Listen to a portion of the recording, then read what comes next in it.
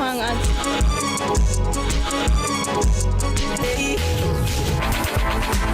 a guan? What a guan? That's a guan, pa. What a guan? What a guan? What a guan? Mondays, Wednesdays, and Fridays at 8 a.m., 1:30 p.m., and 10 p.m. on CVM TV. That's a guan, pa. What a guan? Time to get this party started. Cricket, cricket, cricket, cricket, cricket, cricket, cricket, cricket, cricket, cricket, cricket, cricket, played, played, played, played, played, played, played, played, played, played, played, Louder, louder, louder, louder, louder, louder, louder. Come to the biggest party in sport and be part of the action. Get your tickets at the local box office or at cplt20.com. Watch it live on Rush Live and Louder, the home of cricket in the Caribbean. How we play.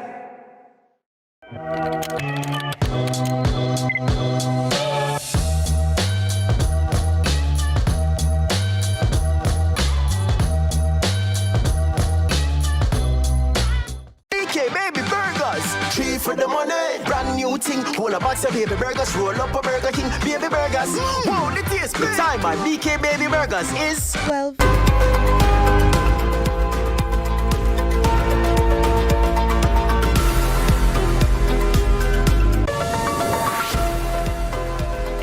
Thanks for joining us for CVM News at noon. It's Wednesday, August 26, 2026. I'm Amoy Harriet. Up first this afternoon, a family is questioning the quality of patient care at the country's high seat of medicine, the Kingston Public Hospital, after an elderly man died following a stroke. His daughter, Santina Salmon, alleges her father spent 2 days in a wheelchair because there was no hospital bed available. She also says the family was not notified of his death until his wife arrived at the hospital for visiting hours the following day.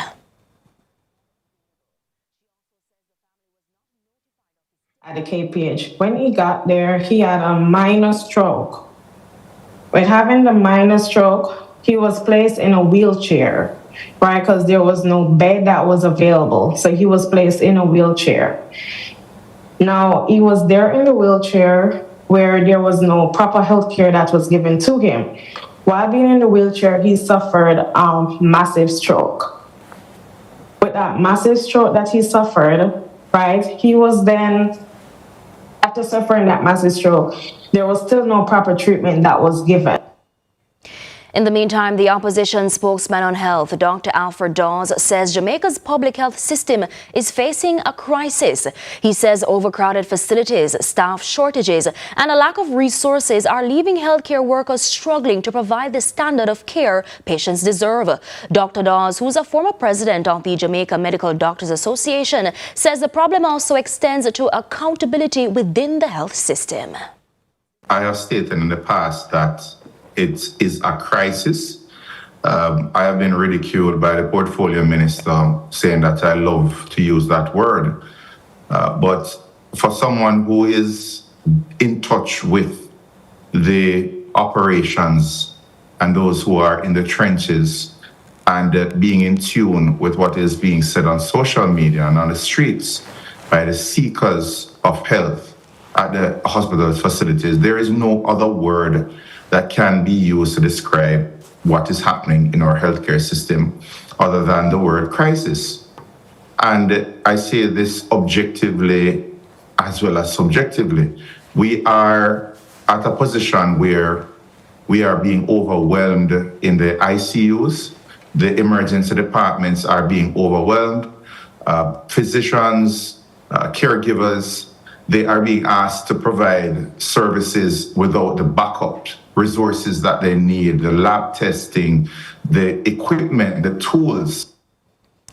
To all the news now, President of the National Parent Teachers Association of Jamaica, NPTAJ, Stuart Jacobs, has dismissed a proposal made by Jamaica Teachers Association President Lasonia Harrison for government to withhold a program of advancement through health and education path benefits from parents who do not consistently attend PTA meetings. In comments provided to the Jamaica Observer newspaper recently, Jacobs says the NPTAJ will not support that decision. He described the idea idea as discriminatory and said it would somewhat stigmatize those parents and their children. The NPTAJ president notes that while he acknowledges PTA meetings as important, the issue of attendance must be tackled from the root by addressing the factors limiting parents' participation. Jacobs also suggested that, quote, what the schools and the PTAs are to do is to make the PTA meetings relevant, attractive and timely, not to hold it as a big stick over parents, end quote.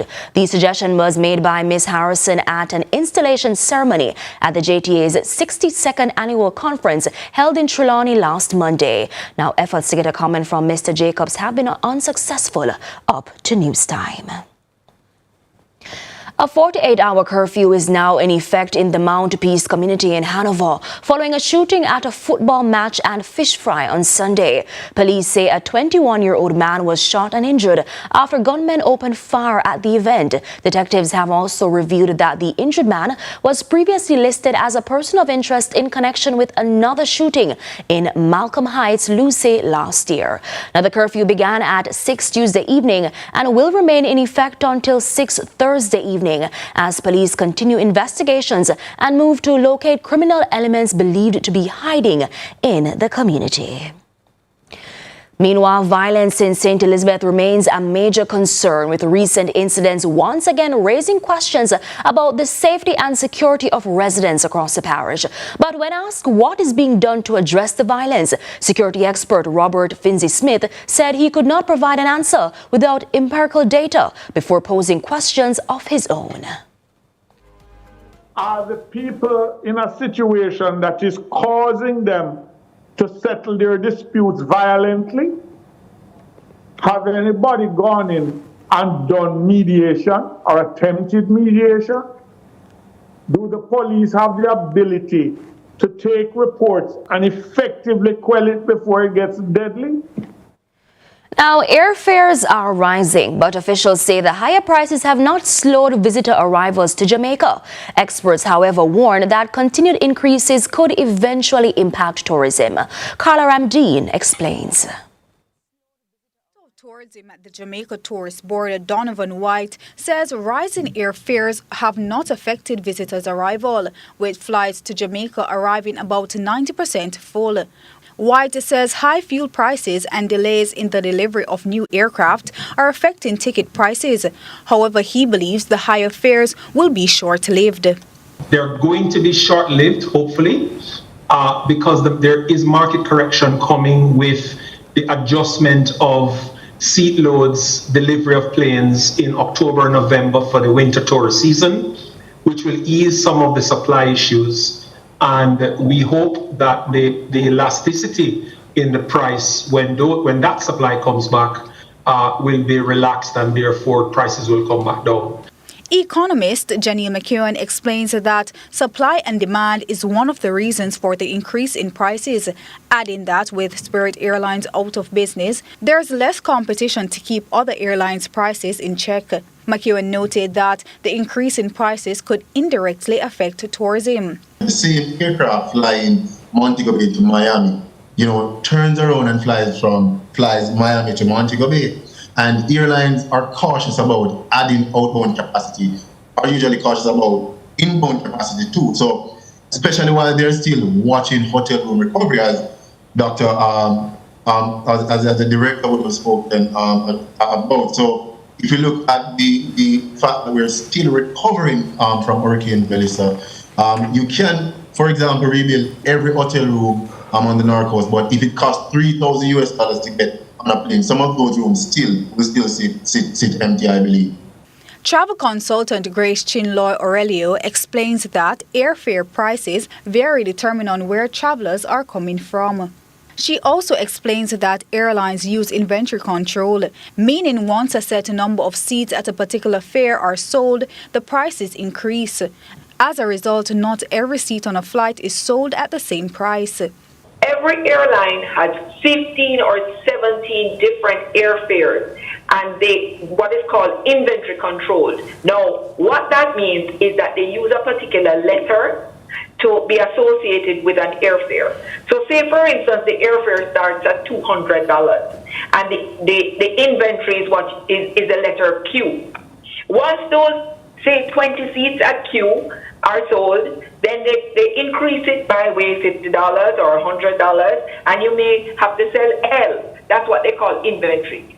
McEwen says this pricing method is not new and is commonly used by businesses to increase profits. However, he questions the fairness of the practice, particularly when some airlines are reporting billions of dollars in profits. It is unethical given that most of these airlines are recording billions of dollars in profit, and these dynamic pricing, I don't think it's ever relaxed to any extent. Meanwhile, White says the high airfares are unfair and believes airlines can do more to help bring prices down. Carla Ramdeen, CVM News. It's time now for a break, but stay with us. More on the other side.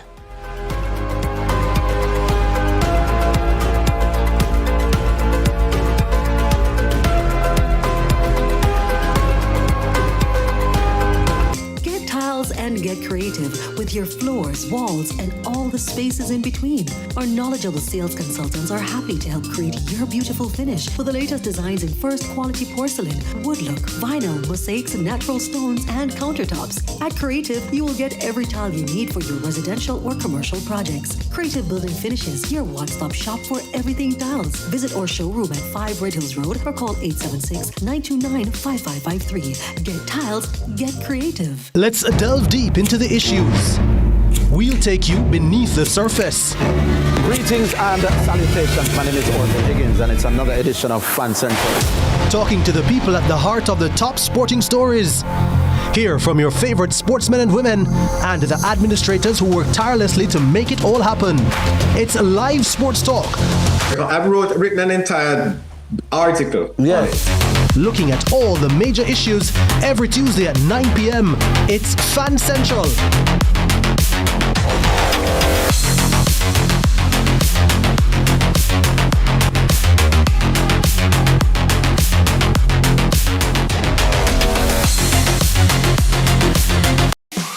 Time to get this party started. Cricket, cricket, cricket, cricket, cricket, cricket, cricket, cricket, cricket, cricket, cricket, cricket, played, played, played, played, played, played, played, played, played, played, played. Louder, Louder, louder, louder, louder, louder, louder. Come to the biggest party in sport and be part of the action. Get your tickets at the local box office or at CPLT20.com. Watch it live on Rush Live and Louder, the home of cricket in the Caribbean. How we play.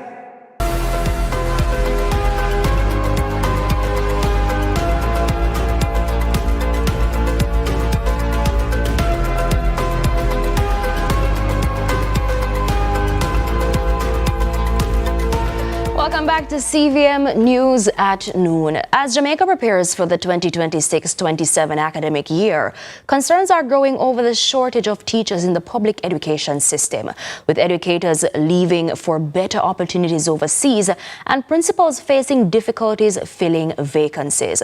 The issue could have serious implications for students and schools, according to some education stakeholders. Well, to better understand the impact of the shortage and what can be done to address it, we're now joined by Second Vice President of the Association of Principals and Vice Principals, Alfred Thomas. Good afternoon, Principal Thomas. Thanks for joining us.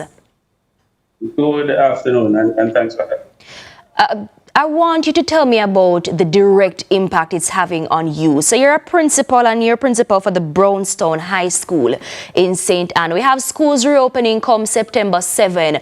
How serious is the present teacher shortage at your school? All right, well, I currently have 5 posts that have not been filled. We have interviewed, we have advertised multiple times. We have done shortlisting for interviews.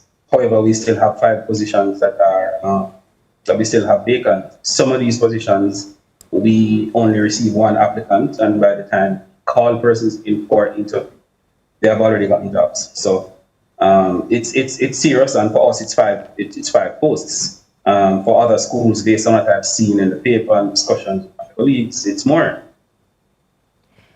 So based on what you've heard from other principals across the island, what subject areas are expected to face the greatest shortage of teachers come September 7? All right, so from my experience, and so this is something that I've been saying for the last 3-4 years in interviews, the industrial technology area is very, very critical. So we're talking about electrical technology, mechanical technology, building technology, technical drawing, electrical installation, plumbing. So those skilled areas we are short on teachers. Also the arts, so visual arts, music, drama/theater arts, we are short on teachers for those areas. So those are, I think, those are some of the critical areas. I mean, if you do a survey, you find out that a lot of schools are applying for teachers, are advertising for teachers from posts, and this has been happening for years. We have had a clear vacancy for auto mechanics that we have been advertising for the last 5 years, and we have had to be using a teacher, but not a trained teacher. We have to be using somebody who has a NCTV at level 4 in auto mechanics to teach part-time. And we have been unable to have somebody fill it full-time for us. Why? Is that because there aren't enough trained teachers in that specific area across the island? All right, so while for the industrial technology subject, so let's say the building technology, mechanical technology, electrical technology, you will have between Micro UTech and VTDI who train teachers in those areas. For the other skilled areas, let's say a plumbing, auto mechanics, those areas, we usually have to use trained certified persons from heart. So they are not teacher trained, so they are actually specialists. But the thing is, there are some of those persons who rather go into the industry than go into teaching. So those areas are usually very short on teachers. For a subject like mechanical technology, it's usually Micro and UTech. For years, Micro has not had a cohort for mechanical technology teachers. So it's only UTech. So you think about the technical schools, and well, most schools now are fully into doing industrial technology subjects. So once a teacher goes on leave or a teacher migrates, then you basically find each summer you have up to 10 schools battling for a few teachers. And in what way exactly? Talk to me about how this translates into what happens in the classroom. This shortage of teachers, how does it affect students' learning?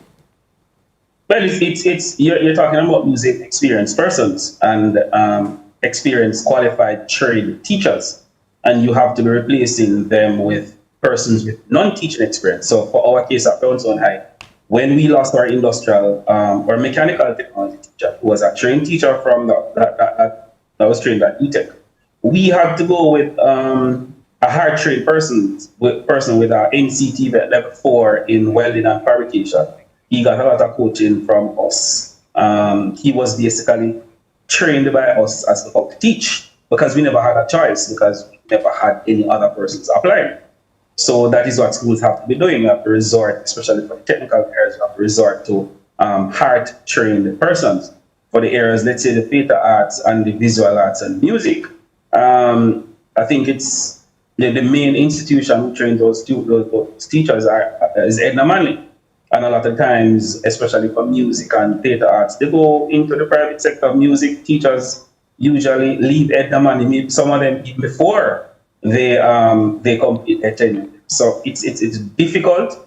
So what we're finding is that sometimes you have to, a lot of times you have to be using persons who are not trained teachers, or if we are close to neighboring schools and you have teachers coming by and teaching part-time, or if the teachers who, especially those who go on vacation, they are willing to come back and work as their own local tenant.